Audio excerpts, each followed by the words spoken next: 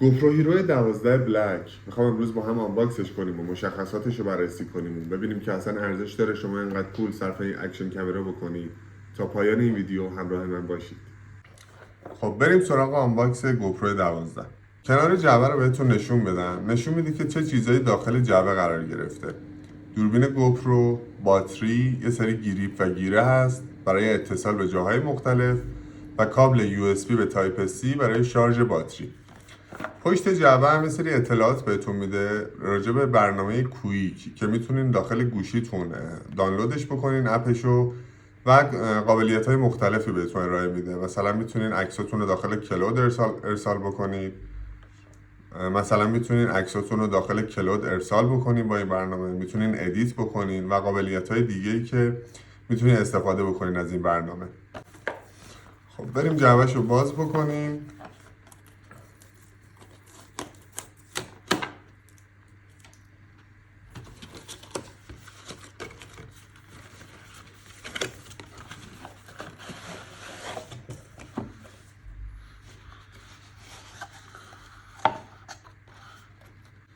خب یه سری کاتالوگ اینجا ما میبینیم. حالا نحوه قرار گرفتن باتری توی دوربین رو اینجا نشون میده.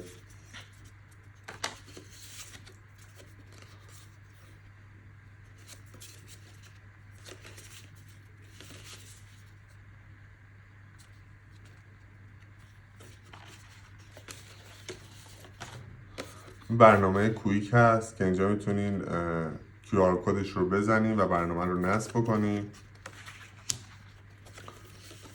و حالا قابلیت های دیگه که تو این کاتالوگ توضیح داده شده. معمولا هم این کاتالوگ هایی که داخل این دوربین ها میذارن و هیچ وقت هیچکی نمیخونه. کاتالوگاشو بذاریم یه گوشه. خب قبل اینکه دوربین رو در بیارم بریم وسایل جانبیشو که طبق حالا جعبه‌ای که بهتون نشون دادم بررسی بکنیم ببینیم که همون چیزها داخلش قرار گرفته یا نه. یه دونه کابل داره که کابل یه سرش USB یه سرش هم تایپ C برای شارژ کردن دوربینتون. یکی از چیزایی که شما میتونید استفاده بکنین حالا برای اینکه شما دارین جاهای مختلف فیلم برداری میکنین و یه موقع شارژ باتریتون تموم میشه میتونین یه دونه پاور بانک تهیه بکنین. یک سرش رو بزنین به پاور بانک و این سر USB شو بزنین به دوربین که همزمان باتریتون تموم نشه، یعنی از پاور بانک باتری رو بکشه و به دوربین انتقال بده. میتونه خیلی بهتون کمک بکنه. این گیریپا و گیره های مختلفیه که حالا گذاشته. اینم یه چسب اینجا وجود داره که میتونین چسب رو بکنین به جاهای مختلف اتصالش بدین و حالا از این گیره ها استفاده بکنین. گوپرو یه دونه پکی هم داره که خودش حالا ارائه میده. مارک های مختلف هم میتونین تو آمازون پیدا بکنین. پایه های مختلف، گریپ های مختلف برای اتصال، مثلا برای روی دوچرخه، موتور، دسته های مونوپاد مختلف ارائه میده که من خودم هنوز تهیه نکردم ولی حتما میگیرم، گرفتم فیلمشو براتون رونمایی میکنم که ببینید شما هم. خیلی استفاده میشه ازش کرد. این باتریشه.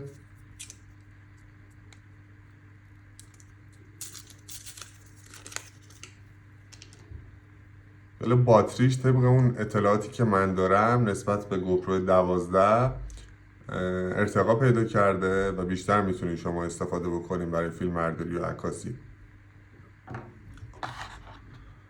اینم مجدد یه گیره دیگه شه و میریم سراغ خود دوربین اصلی.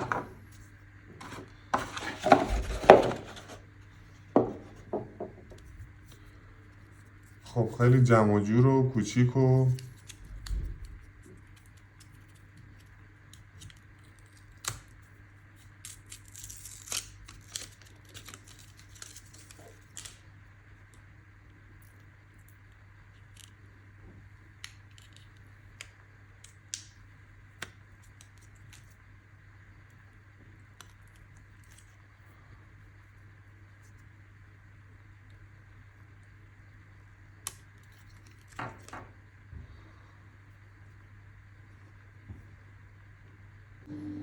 اینم گوپرو 12 ما. من مدل های 10 و 11 شو نداشتم. این اولین تجربه گوپرویی که دارم. ولی طبق بررسی هایی که کردم از نظر ابعاد و وزن و اینا مثل همون 10 و 11 هیچ فرقی نکرده. تنها فرقی که کردن نظر حالا شکل ظاهری نوشته های آبی رنگ گوپروه، بعد یه سری دوندونای آبی روی بدن قرار گرفته. حالا به نظرم جالبه طرحش. و محل قرار گرفتن باتریه، این به صورت پایین کشیده میشه، باز میشه، باتری اینجا قرار میگیره، رم میکرو استی اینجا میخوره و اینم محل قرار گرفتن کابل یو اس بی تایپ سیه که میتونید باتریتون رو شارژ بکنید. این هم دکمه شاتره که حالا برای عکاسی و فیلمبرداری میشه استفاده کرد ازش. از چیزایی که داخل جعبه بود: دوربین، باتری، 3 تا گریپ و گیره، کابل یو اس بی و یه سری هم حالا کاتالوگ.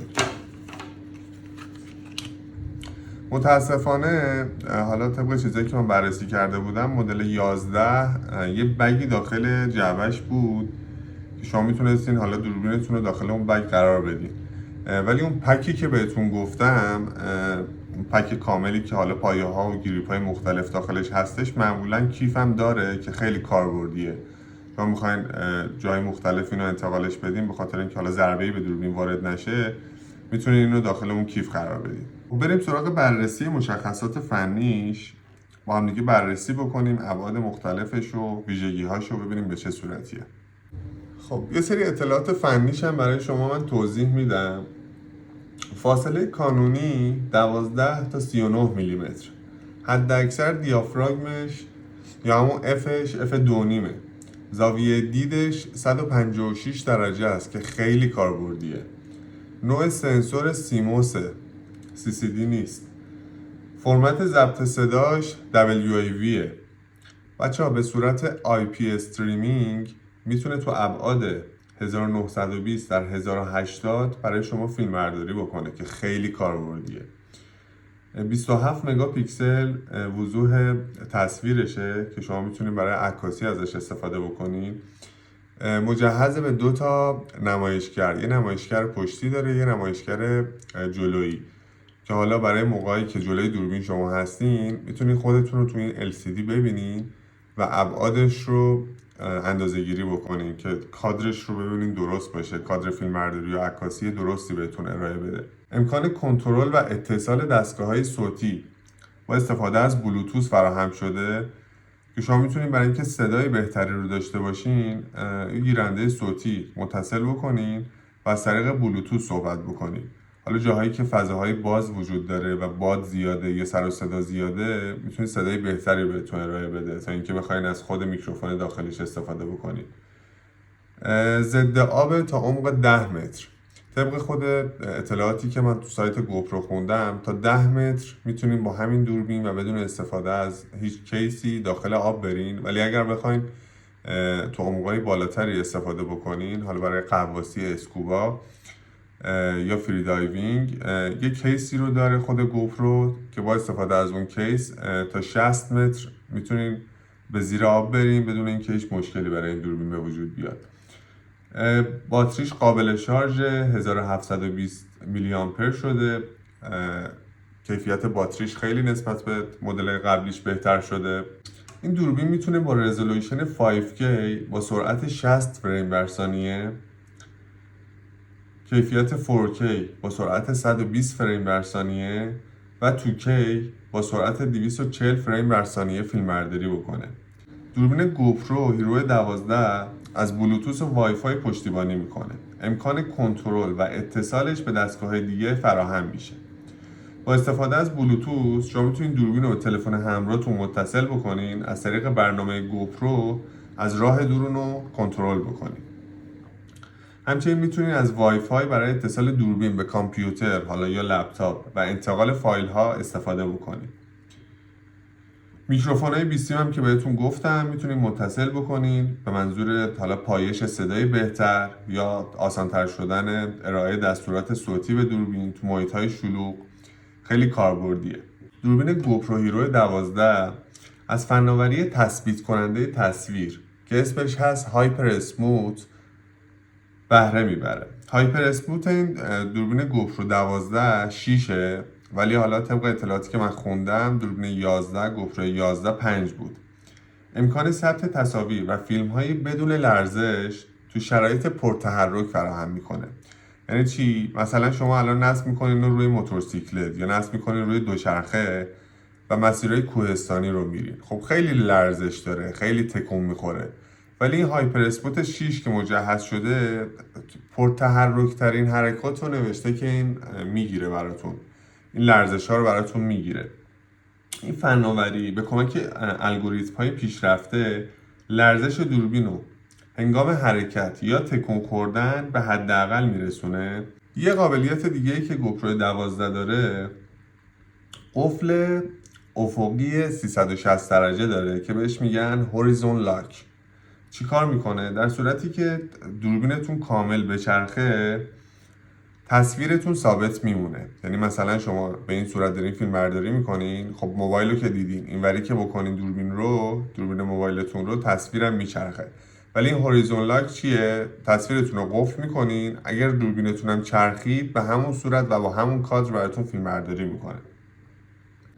گوپرو هیرو 12 بلک داره استاندارد مقاومت در برابر آب که همون IPX8 یا IPX8 هست. امکان استفاده تو شرایط سخت آب و هوایی، هوای بارونی، هوای برفی رو به خوبی فراهم میکنه. همونجوری که بهتون گفتم تا 10 متر هم ضد آبه. یه قابلیت هم داره که قابلیت محافظت تو شرایط سخت مانند سقوط از ارتفاع. حالا اگر که سعی کنیم بهش ضربه وارد نشه، ولی چیزی که خود گوپرو داره میگه اگر که از ارتفاع هم بیفته، حالا نه ارتفاع خیلی زیاد، ولی این دوربین بدنه مقاومی داره و آسیبی بهش نمیرسه. باتری گوپرو 12 مهمترین پیشرفت گوپرو هیرو 12 نسبت به مدل قبلیش عمر باتریشه که 1720 میلی آمپر شده و حدود 20% ظرفیتش افزایش پیدا کرده. تا 70 دقیقه ویدیوی 5K و 60 فریم بر ثانیه ضبط بکنن به کمک قابلیت این باتری. در مورد ویدیوهای 30 فریم بر ثانیه هم این دستگاه میتونه حدود 90 دقیقه ویدیو ضبط بکنه که نسبت به نسل قبلی همون 11 10 دقیقه افزایش پیدا کرده. یه چند تا ویژگی دیگه هم بود که داشتم میخوندم. یکی تایم لپس داره و تصویر برداری تو شب.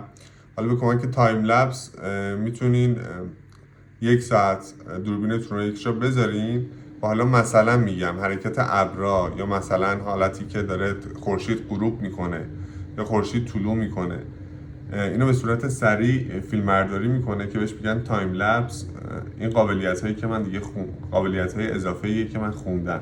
مثلا حالت استار تریلز داره برای ثبت مسیر اجرام آسمانی، حالت نقاشی با نور، حالت ویهایکل لایت تریلز برای ثبت نور کشیده شده از وسایل نقلیه. گوپرو هیرو 12 رو میتونیم مانند یک دوربین پوینت اند شوت یا مثل یک دوربین حرفه‌ای کنترل کرد. چجوری؟ تو حالت کنترل ساده میتونیم تنها با فشار دادن دکمه شاتر سایر تصمیمات رو به دوربین واگذار کنیم. تو زمان ضبط ویدیوهای 1080p با نرخ 30 فریم بر ثانیه که پایین ترین گزینه ممکن برای این دوربین محسوب میشه، گوپرو 12 میتونه بیش از 2 ساعت و نیم ضبط انجام بده. اگر که این باتری براتون کمه، اگر که فیلم برداری های زیاد دارین، تو سفر هستین و امکان حالا داشتن پاور بانک یا حالا شارژ کردن توسط برق شهری رو ندارین، حتما بهتون پیشنهاد میکنم که باتری های اضافه شو تهیه بکنین. وزن این دوربین گوپرو با باتری 154 گرمه. کاور لنز آبگریز این دوربین باعث ثبت تصاویر شفاف هنگام بارندگی و فضاهای مرطوب میشه. یه قابلیت دیگه ای که این دوربین داره تایم کد سینکه. یعنی چی؟